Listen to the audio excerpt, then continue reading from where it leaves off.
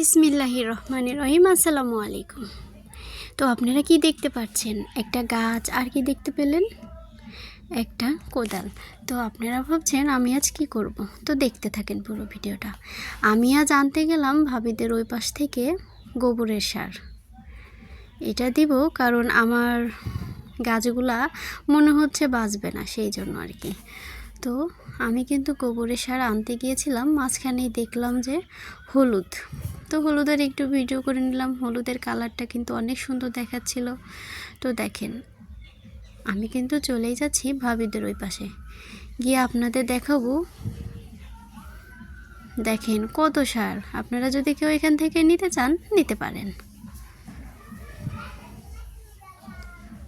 তো যাই হোক, আমি কিন্তু এখান থেকে কিছু নিয়েছি এই ডিশে করে, বা গামলা বলতে পারেন। আমি ভাবছিলাম কোনটা কোনটা নেওয়া যায়, মানে কোথা থেকে নেওয়া যায়, কারণ ওনাদের গরু তো অনেক। তো ভাবছিলাম কোন জায়গা থেকে নিব। তারপরে ভাবলাম এইখান থেকে নিলে হয়তো বা ভালো হবে, একটু ঝুরঝুরে মাটিতে নাকি গাছগুলা ভালো হয়, সেই জন্য আর কি এইখান থেকে নিলাম। আর আমার সাথে ছিল কিন্তু জিলফা, আর ছিল আতিফার মা। তো দেখেন, আমরা কিন্তু এক গামলার মতো এটা নিব। আর আমার খুবই ভয় করছিল, এখানে অনেক কেঁচো ছিল, সেই জন্য। কেঁচোগুলো দেখতে খুবই জঘন্য ছিল। তো আপনাদের সাথে এই ভিডিওটা শেয়ার করছি, জানাবেন কেমন হলো।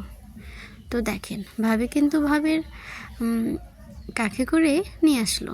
তো তারপরে কিন্তু আমরা দেখেন পেঁপে গাছের চারপাশ দিয়ে দিচ্ছি।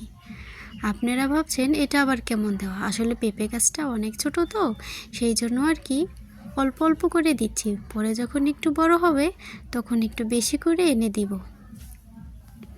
তো এখান থেকে কিন্তু আমরা কিছু গাছে দিয়ে নিচ্ছি। নেওয়ার পরে কিন্তু একটা বস্তা পেতে নিলাম। কি ভাবছেন এখানে কি করব? তো দেখতে থাকেন। আমরা কিন্তু আবারও চলে গেলাম সেই সারগুলো আনতে।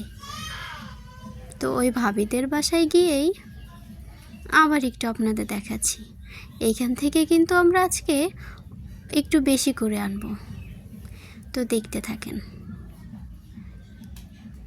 এইখান থেকে আনার পরে কিন্তু আমরা এটাকে শুকানোর জন্য রেখে দিব।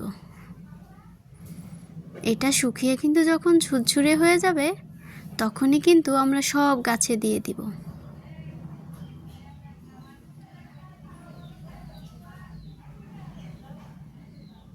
খুবই কষ্ট লেগেছে আমাদের আনতে। তো যাই হোক, আমার সাথে হেল্প করছিল জিলফা।